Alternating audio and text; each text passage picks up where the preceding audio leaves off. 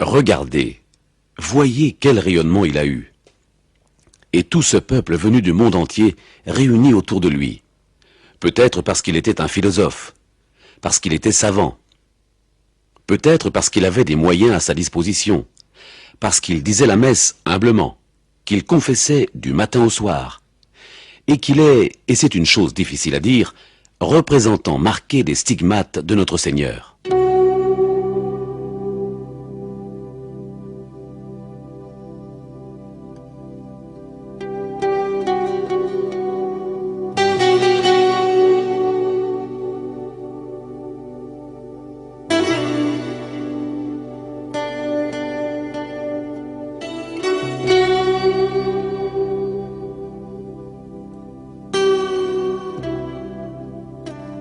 À peine entré dans la prière, je sens que mon âme commence à se recueillir dans une paix et une tranquillité que je ne puis exprimer avec des paroles. En somme, le problème est complexe. Il a été choisi par le Seigneur. Padre Pio avait le don de secouer les cœurs. Padre Pio devait offrir non seulement ses prières, mais sa souffrance. Alors c'est un esprit hautement mystique, spirituel, celui d'accepter la souffrance pour détruire le péché. San Giovanni est un pays du Gargano dont le nom aujourd'hui est indissolublement lié à celui de Padre Pio, un frère discuté par beaucoup, critiqué par d'autres, combattu par quelques-uns, mais certainement très aimé d'un très grand nombre. Cette histoire, cependant, ne commence pas ici, mais à Pietrelcina, un petit pays dans la province de Benevento, où le 25 mai 1887 naquit François Forgione, Padre Pio. Chi ha avuto molta influenza nella vita e nella santità di Padre Pio è stata... Celle qui a eu une très grande influence dans la vie, dans la sainteté du Padre Pio, a été sa maman, parce qu'elle lui a non seulement donné la vie, mais elle l'a éduqué à la vie, et spécialement à la foi. À l'âge de 5 ans, il était chez lui quand il entendit une voix qui l'appelait « François, François ». Il quitta la maison et ses jeux et s'en alla à la petite église de Sainte-Anne. Il se mit à genoux sur le premier gradin de l'autel et dit « Jésus, c'est toi qui m'as appelé ?»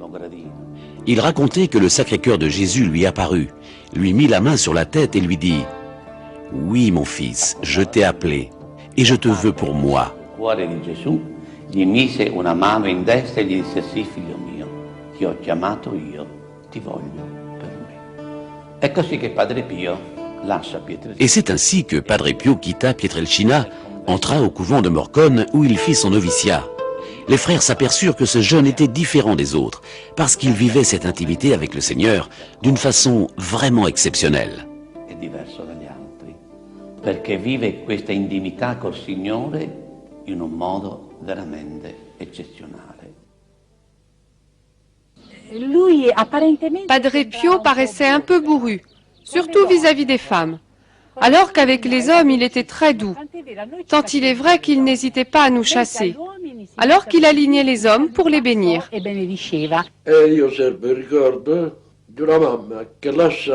Moi, je conserve le souvenir d'une maman qui a laissé sa fille mourante chez elle et a couru désespérée chez Padre Pio.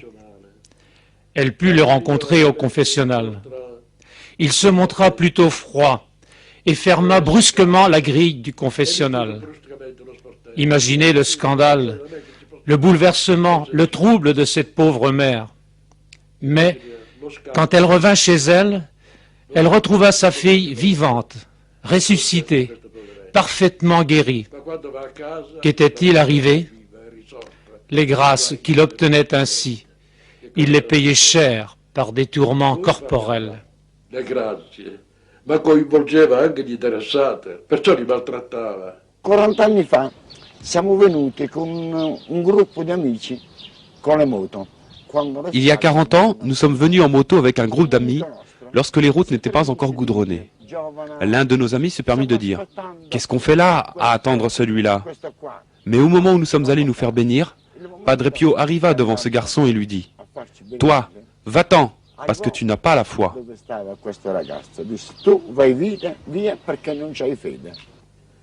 Come la parola stessa lo dice, Comme le mot le dit bien, scruter les cœurs signifie lire à l'intérieur, se rendre compte de ce qui se trouve dans le cœur d'une personne et donc dans son âme.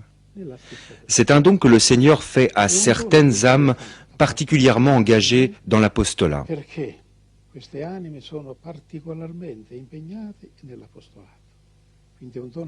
L'apostolat est un don que Dieu concède pour le bien des autres. Padre Pio a eu ce don par lequel il lisait dans les âmes et scrutait les consciences.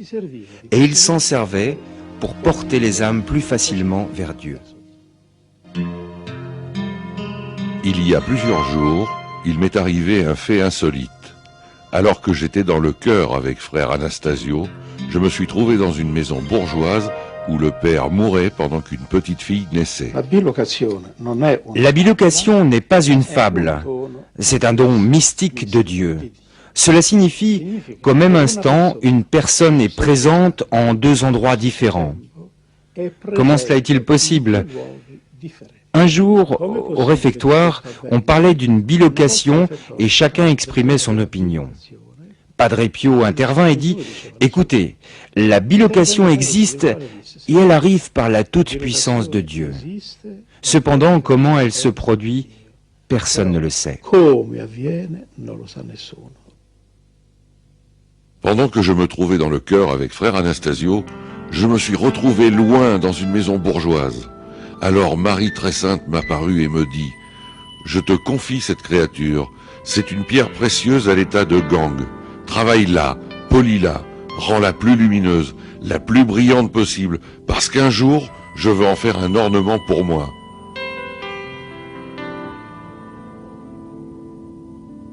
Comment cela sera-t-il possible? Je ne suis encore qu'un pauvre petit clerc. Je ne sais pas si j'aurai la fortune et la joie d'être prêtre. Et même si je suis prêtre, comment pourrais-je penser à cet enfant, étant moi-même loin d'elle?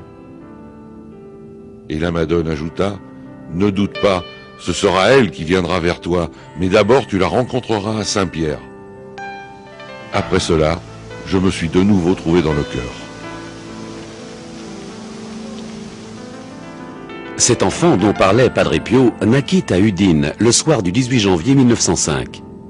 Des années après, la mère racontera que dans cette même soirée, elle aperçut la figure évanescente d'un frère capucin que personne n'avait vu entrer, mais qui s'éloignait dans les couloirs du palais. Dans l'été de 1923, l'orpheline, désormais demoiselle, se rend à San Giovanni Rotondo pour connaître Padre Pio. Malgré la grande foule, elle se retrouve en première file dans le corridor de la vieille sacristie. Et à son passage, Padre Pio s'arrête devant elle et la regarde.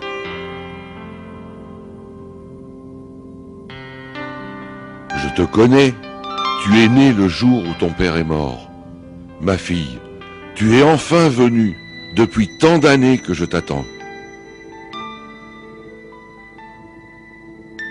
Père, qu'est-ce que vous voulez de moi, dit la fille. Je ne vous connais pas. C'est la première fois que je viens à San Giovanni Rotondo pour accompagner ma tante. Peut-être vous êtes-vous trompé. Vous m'avez pris pour une autre. Non, non, je ne me suis pas trompé. Je ne t'ai pas pris pour une autre fille. Mais toi, tu me connais, car tu m'as approché l'année dernière dans la basilique Saint-Pierre à Rome. Tu as été confié à mes soins par la Madone. L'année précédente, la fille s'était rendue à Saint-Pierre de Rome, et ne trouvant pas de confesseur disponible, elle rencontra un frère à l'intérieur de la basilique et lui demanda de la confesser. À la fin de la confession, ayant trouvé un réconfort particulier dans les paroles du frère, elle attendit que celui-ci sortît du confessionnal pour lui baiser la main. Mais avec une immense stupeur, elle découvrit qu'il n'y avait personne. Padre Pio était un frère un peu spécial, car il avait les stigmates, et les fidèles allaient plus volontiers se confesser près de lui. À cette manifestation externe de Jésus qui lui était imposée avec les stigmates, s'ajoutait le don de scruter les cœurs, par lequel, très souvent, c'était le Padre Pio lui-même qui, à l'intérieur du confessionnal, disait les péchés des pénitents. Padre Pio, benché io fossi giovanissimo, Padre Pio, bien que je fus très jeune, voulut se confesser à moi. Même si cette confession est celle d'un saint, elle reste secrète. C'est pour cela que l'on n'en parle pas. Cependant, je vais raconter comment se termina la confession de Padre Pio dans la petite cellule où il est mort. Il était assis sur ce fauteuil, et moi, j'étais assis à côté de lui. La confession terminée, Padre Pio éclata en sanglots, et je ne réussis pas à le consoler. Pourtant, moi qui étais très jeune, je ne voyais aucun lien, aucun rapport entre les pleurs de Padre Pio et les péchés qu'il m'avait dit. Et je lui ai fait remarquer, « Padre Pio, pourquoi pleures-tu » À ce moment, ce fut lui qui devint mon maître et me dit, « Hé mon fils, peut-être penses-tu que le péché c'est la transgression de la loi. Le péché, c'est la trahison de l'amour. » Il peccato è la violazione, il tradimento dell'amore.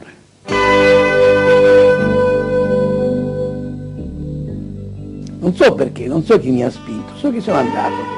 La prima impressione che mi fece... Je ne sais pas pourquoi, je ne sais pas ce qui m'a poussé, mais j'y suis allé. Officiava la Santa Messa, piangeva. Je fus très impressionné de voir Padre Pio célébrant la messe en pleurant. Sempre con il padre che mi accompagnava. Quand la messe fut terminée, je suis allé à la sacristie avec le frère qui m'accompagnait. Ecco, io Je l'ai rencontré et il m'a regardé. Jamais je n'oublierai le regard de Padre Pio. Io ho 35 anni. J'avais 35 ans. Je n'étais plus un petit garçon. Je travaillais dans une entreprise de culture. J'étais habitué au spectacle, à voir et à rencontrer des personnages. Mais les yeux de Padre Pio n'étaient pas comme ceux des autres. Io mi sono sentito entrare dentro questi occhi, dentro. Vedere Je me suis senti comme habitant à l'intérieur de ses yeux. Et là, il me dit cette phrase. Tu as touché le fond, mon enfant. Mon fils, maintenant, tu vas te redresser. Ora risalirai. Un certo Carapoli, che ha avuto un incidente al ginocchio. Un certain Carapoli qui avait eu un accident au genou vint chez Padre Pio. Il attend son tour et Padre Pio, bourru comme d'habitude, lui dit « Hé, pourquoi tu ne te mets pas à genoux ? Et comment puis-je m'agenouiller ? J'ai les jambes paralysées, je viens pour cela. Mets-toi à genoux. » L'homme obéit, fait un effort et le genou plie. Les guérisons miraculeuses, que sont-elles? Ce sont celles que rationnellement nous ne réussissons pas à expliquer. S'il y a la prière, il y a l'intercession d'un saint, Padre Pio, la Madone, Saint Antoine, Sainte Rita, alors arrive le miracle, la guérison faite par l'intervention surnaturelle de Dieu. E dunque un giorno un frate cappuccino mi ha chiesto di... Un jour, un père capucin m'a demandé de mettre en musique une prière sur Dieu Père, écrite par une sœur. Je ne sais pas de qui il s'agissait. Je composais, mais en réalité, cela ne me plaisait pas.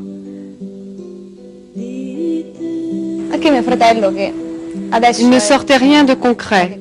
Alors mon frère, qui maintenant est un frère capucin, me dit « Écoute Flavia, arrêtons-nous un instant, car nous essayons de nous dépêcher et nous n'arrivons à rien. Prions Padre Pio. » Nous avons alors retrouvé notre calme. Mon frère a rebranché le magnétophone et j'ai commencé à jouer des accords pourtant très simples, mais très beaux. Puis une jolie mélodie sortit de ma bouche et j'ai ainsi continué à jouer et à chanter. Mon chant terminé, mon frère me dit « Tu sais Flavia, pendant que tu jouais, j'étais très recueillie et je priais Padre Pio. »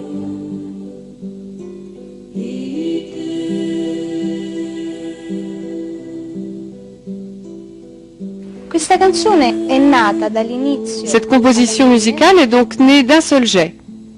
Heureusement, elle était enregistrée, car après, j'ai dû l'apprendre. Per fortuna avevamo registrato. Finita la canzone ho detto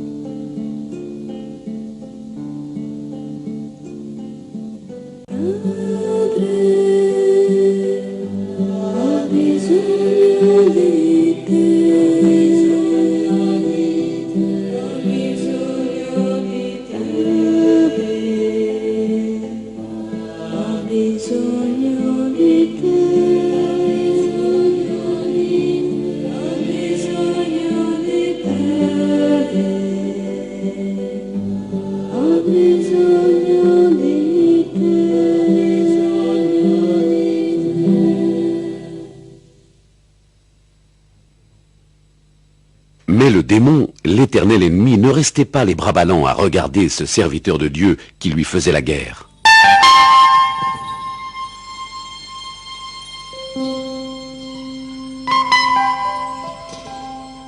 C'était déjà la nuit bien avancée, quand les démons commencèrent leur assaut avec un bruit du diable. Et bien que je ne vis rien au début, je compris cependant par qui cette étrange rumeur était produite. Au lieu de m'épouvanter, je me préparais à combattre, avec un sourire moqueur sur les lèvres. Alors ils se présentèrent, sous les plus abominables formes, et pour me faire dévier, me faire pécher, ils commencèrent à me maltraiter, mais grâce au ciel, je les ai combattus parfaitement, en les traitant pour ce qu'ils valaient.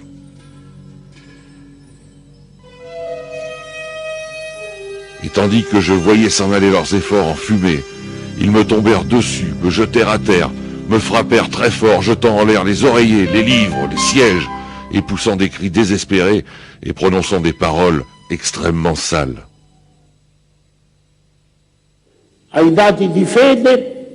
Dans les données de la foi existent les bons anges. Dieu s'en sert pour faire le bien aux hommes. Et puis, il existe des mauvais anges, c'est-à-dire des anges qui ont refusé de servir Dieu et qui, par leur malice, déchaînent leur rage contre Dieu en détruisant l'homme dans sa relation divine.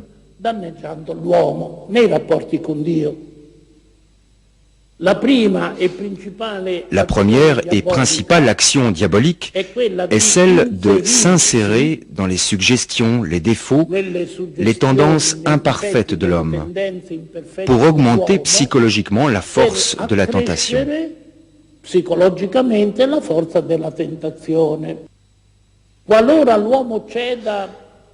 Dans le cas où l'homme cède aux suggestions diaboliques, le démon peut avoir contribué à l'augmentation de la tentation. Cependant, la culpabilité est personnelle. 90% des personnes qui font du spiritisme s'en défendent parce qu'ils l'ont fait pour jouer.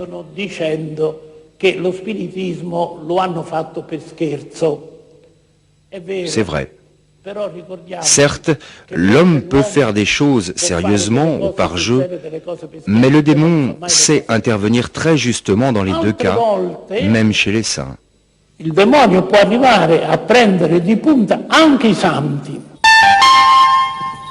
encore au lit lorsque je fus visité par ces cosaques qui me battirent d'une façon tellement barbare que j'estime comme une grâce bien grande d'avoir pu les supporter sans mourir. Mais le bon Jésus qui a permis à Barbe-Bleue de me traiter de cette façon ne manqua pas ensuite de me consoler et de me fortifier dans l'esprit. La grandezza di Padre Pio va vista oggi. On regarde aujourd'hui la grandeur de Padre Pio sous une lumière que certains intellectuels ont peine à accepter, car on sait qu'aujourd'hui, l'existence du diable est remise en question, jusqu'à le nier. Au contraire, à commencer par Pietrelcina, dans la petite chambre Pia Romana à San Giovanni Rotondo, la vie de Padre Pio a été une lutte continuelle contre Satan. Une jeune fille vint de la Haute-Italie. Elle était possédée du diable. Padre Pio passa et lui donna une bénédiction. Et comprenant qu'il se passait quelque chose, il se mit à crier « Sors de cette âme! Sors de cette âme !» Je ne comprenais pas. Je vis seulement cette fille, âgée de 18-19 ans, qui s'apprêtait à se précipiter contre Padre Pio et que des hommes et des femmes retenaient. Elle se mit à crier « Tu me le paieras !» Moi qui ne comprenais rien de cette scène, je pris Padre Pio et l'éloignai. Et puis, vers 10h30, nous entendîmes un bruit, un hurlement. « Mes frères, mes frères !» C'était Padre Pio qui demandait du secours. Nous nous sommes précipités dans sa chambre et nous l'avons trouvé par terre, bras et jambes étendus, le visage ensanglanté. Je lui dis, « Padre Pio, dans quel état vous êtes? Laissez donc le diable, vous êtes trop âgé pour l'affronter. Voyez comment il vous maltraite, il finira par vous détruire. » « Non, non, répliqua-t-il, j'ai toujours remporté la victoire contre lui. Le combat a été rude ce coup-ci, mais n'avez-vous pas vu cette pauvre femme hier soir? Elle me faisait tant de peine. » C'est ainsi qu'il nous raconta comment il avait dû affronter corporellement le diable pour réussir à libérer cette femme. Aveva dovuto affrontare fisicamente il diavolo, però poi c'era riuscito. Mais le Seigneur ne manqua pas de payer en retour son serviteur très fidèle. C'est justement dans la souffrance qu'il lui a concédé la grâce la plus grande, celle d'expier avec ses souffrances corporelles les fautes de ce siècle.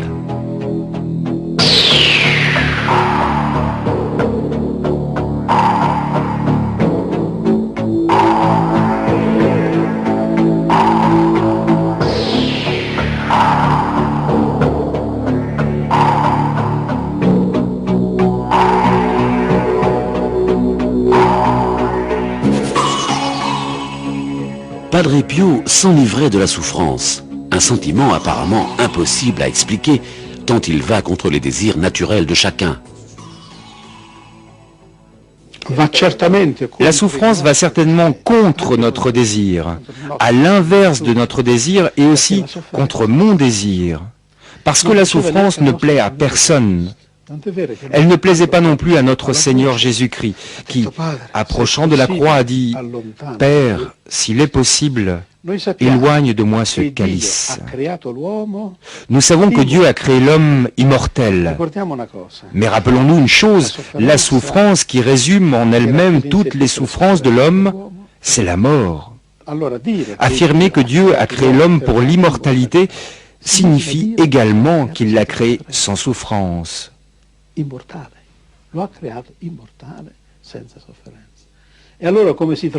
Alors, comment se fait-il que l'on trouve la souffrance sur la terre? À cause du péché de l'homme. La souffrance et la mort sont des fruits du péché et une conséquence du péché.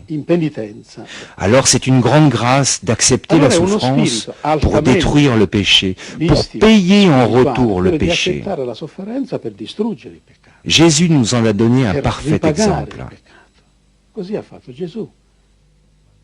Comme Jésus a embrassé la croix par amour, la souffrance embrassée par amour devient douce comme l'amour. La chose la plus douce pour nous les hommes, pour les femmes et pour tous les êtres humains, c'est l'amour. Si quelqu'un embrasse la souffrance par amour, la même souffrance devient douce comme l'amour. C'est cela que Padre Pio a dit.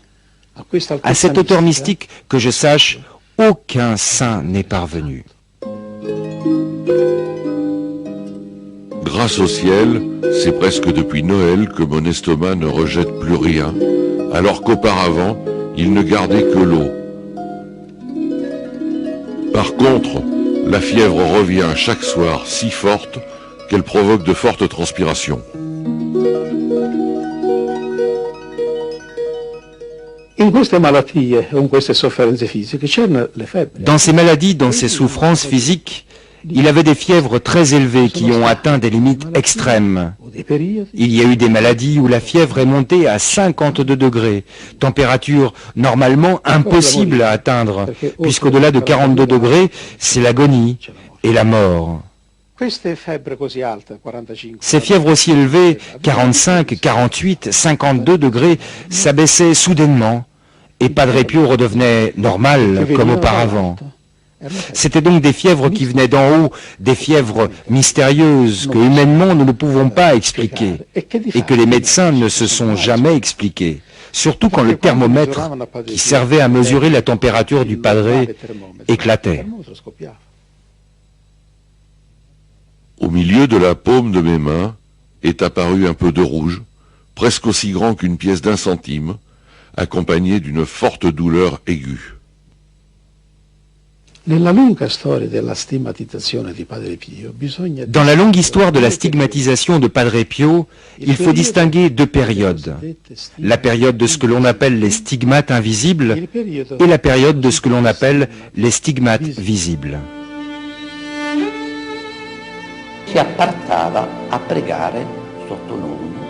Il s'apprêtait à prier sous l'orme. Sous cette orme, on lui avait fait une espèce de petite cabane pour le protéger des rayons du soleil et de la curiosité des gens. Et un jour, exactement le 1er jour de septembre de 1910, tandis qu'il priait dans cette cabane, sous cette orme, Jésus lui apparut crucifié. Et Padre Pio reçut pour la première fois les plaies. Ces stigmates apparurent vraiment, on en voyait les signes. Cependant, Padre Pio en restait tellement déconcerté qu'il priait avec instance le Seigneur afin qu'il lui enlève ces signes extérieurs. Lui-même disait « Qui me donne tant de confusion, mais pas la douleur cependant. » Mon Dieu, quelle confusion et quelle humiliation j'éprouve à devoir manifester ce que tu opères dans ta créature misérable. Les piaghe da visibili divennero invisibili, cioè Les plaies de visibles devinrent invisibles, c'est-à-dire qu'il continua à souffrir régulièrement. Mais extérieurement, personne ne voyait rien. Il nous a confié que les plaies redevenaient visibles du jeudi soir au samedi matin, c'est-à-dire tout le vendredi du jour de la Passion. Cet état dura tout le temps qu'il demeura à Pietrelcina. Je confessais le soir du 5 lorsque soudain, je fus effrayé par un personnage céleste qui se tenait devant moi. Il tenait à la main une espèce d'outil semblable à une longue lame de fer à la pointe très effilée, d'où semblait partir du feu.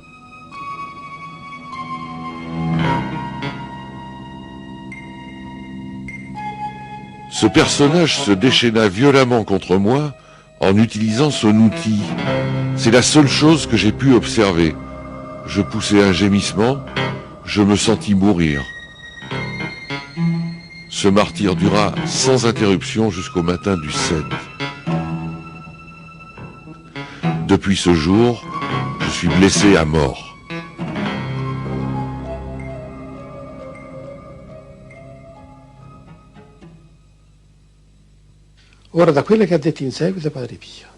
D'après ce qu'a dit ensuite Padre Pio et ce qu'ont observé ses directeurs spirituels, il s'agit d'une blessure physique au côté. Le 20 septembre suivant, Padre Pio a eu les 4 autres plaies.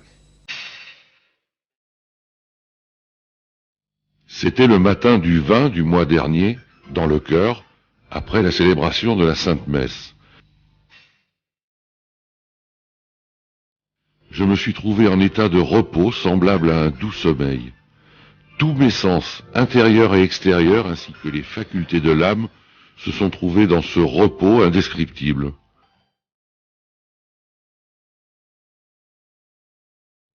Il y eut un silence total autour de moi, et à l'intérieur de moi, et, subitement, une grande paix me pénétra, ainsi que l'abandon à la privation complète de tout, une paix dans la ruine même, tout cela arriva en un instant. Dans le même moment, je vis devant moi un mystérieux personnage, semblable à celui que j'avais vu le soir du 5 août, mais du sang jaillissait de ses mains, de ses pieds et de son côté. Sa vue me fit peur. Je me sentis mourir, et je serais mort si le Seigneur n'était pas intervenu pour soutenir mon cœur que je sentais battre dans ma poitrine. L'habit de ce personnage disparut, et je m'aperçus que les mains, les pieds et le côté étaient percés et ruisselaient de sang.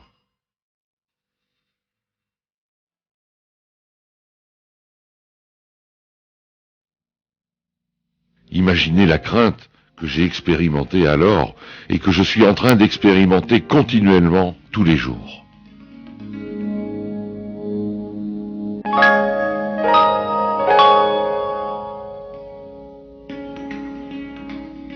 Et si Padre Pio, pour participer à la passion de Jésus, ne s'est pas épargné dans la souffrance, il fit tout pour l'épargner aux autres, en érigeant un vrai et propre monument à la lutte contre la souffrance.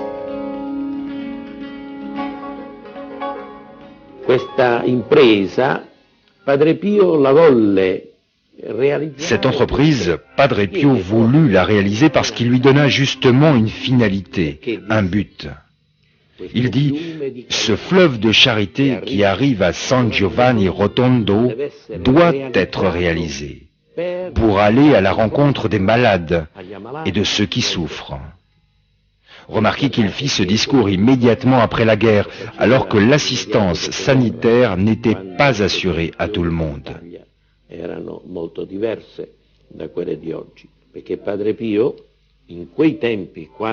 Il disait, il faut assister tout le monde, spécialement les plus pauvres.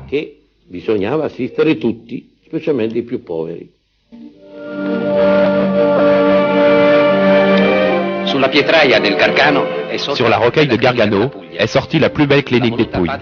Padre Pio l'a voulu, lui à qui le Seigneur a conféré les stigmates le 20 septembre 1918 au couvent des Capucins de San Giovanni Rotondo. Le Saint-Père lui a fait parvenir la bénédiction apostolique.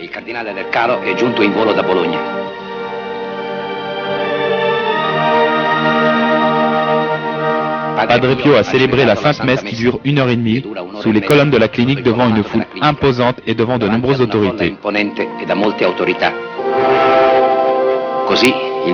Ainsi, le demi-sou que Padre Pio a donné le 10 janvier 1940 à ses fidèles collaborateurs s'est transformé en 16 ans en 1,5 milliard. Cette grandiose œuvre, qui naît de la charité, a coûté autant. Padre Pio cominciò a parlarne con i primi 3 suoi collaboratori. Padre Pio a commencé à en parler avec ses 3 premiers collaborateurs en janvier 1940. Il a repris ensuite cette idée qu'il avait eue immédiatement après la guerre et de fait en 1946, avec ses collaborateurs qui étaient restés vivants, il commença des travaux pour cet hôpital. Il nostro ospedale è stato inaugurato nel 1956. Notre hôpital a été inauguré en 1956 sur un territoire qui était dénué de services hospitaliers et pauvre en ce qui concerne les services sanitaires. À peine inauguré, c'était une structure de 300 lits avec les spécialités de base. Évidemment, dans ce temps-là, on est allé en s'orientant toujours plus vers les hautes spécialisations. Aujourd'hui, c'est une structure de 1200 lits qui a en pratique toutes les autres spécialités médicales. Elle est devenue une structure qui, au point de vue organisation fonctionnelle, est extrêmement complexe. C'est un organisme hospitalier d'avant-garde au plan des technologies et des compétences professionnelles. Et delle competenze professionali. Père, la clinique est complète. Nous ne pouvons plus recevoir personne, dit le docteur. Aux malades, on ne refuse rien. On ne peut pas leur fermer la porte au nez. Que raconteras-tu à Saint-Pierre? Que j'ai un beau diplôme en médecine, mais que j'ai fermé la porte de l'hôpital au nez des malades? Alors, Père? Eh bien, agrandissons l'hôpital. Un jour, quelqu'un criait: Père, je dois me faire opérer. Et je me rappelle que le père répondit: Hé, si tu veux te faire tuer. Mais qui est celui qui se fait opérer pour se faire tuer? On se fait opérer pour guérir. Il voulait dire que dans ce cas-là, il ne fallait pas d'intervention. Successivement, la même matinée, une autre personne s'écria: Père, je dois entrer en clinique pour subir une opération. Va, mon fils, avec la bénédiction de Dieu, répondit le padre. Demande égale, réponses diverses. Je me souviens que dans la même matinée, plus loin, au milieu de la foule, une autre personne dit: Père, je ne me sens pas bien. Certains me disent que je dois me faire opérer et d'autres que ce n'est pas une chose à faire. Et Padre Pio répondit: Va, mon fils, je prierai pour toi. Et moi, qui avais confiance en lui, me souvenant des réponses qu'il avait données à d'autres malades, je le pris sous le bras et lui dis, « Père, pourquoi ne me donnes-tu pas une réponse comme aux autres ?» Padre Pio, en me faisant un signe, « Et si personne ne me dit rien, quelle réponse veux-tu que je donne ?» Il dormait très peu, il se préparait pendant plusieurs heures à la messe et sa prière préférée était le rosaire. Je me souviens que quand il priait sur le mantonnet de l'église, souvent il montrait la couronne du rosaire.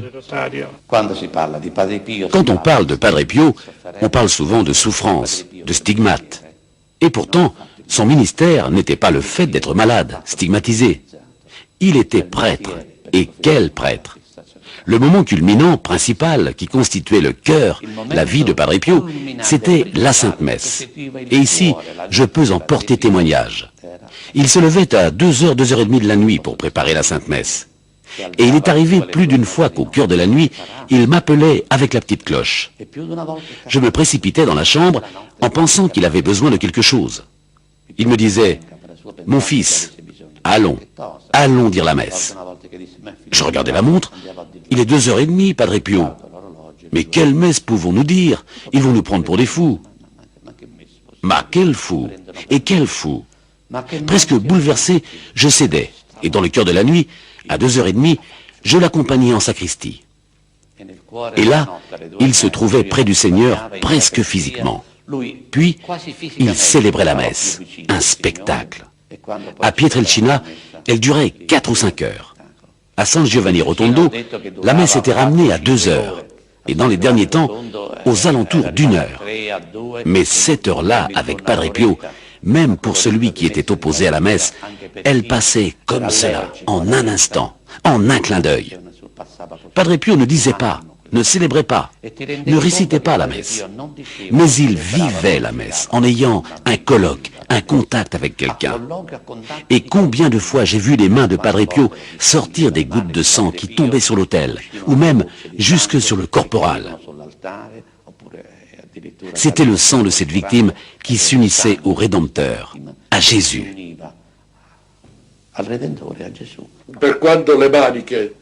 C'est pour cela que les manches de son aube, à sa demande, avaient été faites très longues. Quand il levait les bras, ses manches tombaient. Et parfois, en lui servant la messe, je pouvais voir le sang couler le long du poignet.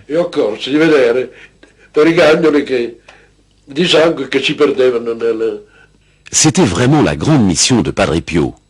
Ramener les foules à Dieu, rapprocher les personnes de l'Eucharistie pour les porter, les conduire à la communion avec le Père. Il est plus facile à la terre de se tenir seul sans son soleil que de se tenir sans la Sainte Messe. C'était vraiment la grande mission de Padre Pio. Nous pourrions continuer à parler très longtemps de ses prodiges, de ses yeux qui lisaient dans le cœur, de ses prières interminables, des assauts du démon, des stigmates, mais avec une unique intention, celle d'en comprendre le pourquoi.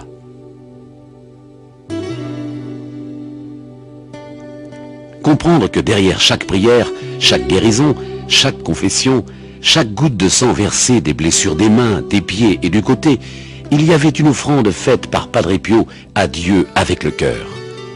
Comprendre que dans les chairs mêmes de Padre Pio s'accomplissait à chaque instant de sa vie le sacrifice de la passion du Christ, qui chaque jour se renouvelait en chaque messe, chaque fois que le prêtre consacre le pain et le vin en les transformant au corps et au sang du Christ.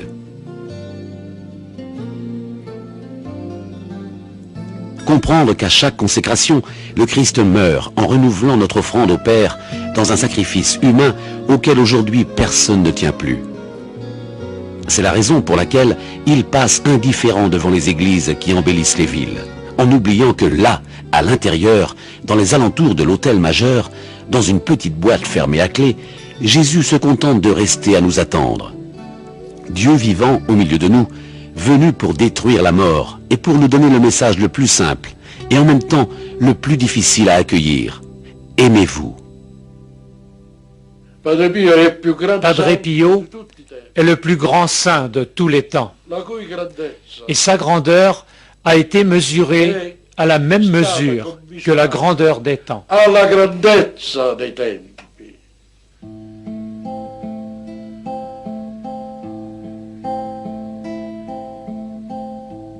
En ce temps-là, Jésus dit, « Je te bénis, ô Père, Seigneur du ciel et de la terre, parce que tu as tenu ces choses cachées aux savants et aux intelligents, et tu les as révélées aux plus petits. Oui, ô Père, car ainsi il t'a plu. Tout m'a été donné par mon Père. Personne ne connaît le Fils sinon le Père, et personne ne connaît le Père sinon le Fils, et celui auquel le Fils veut le révéler.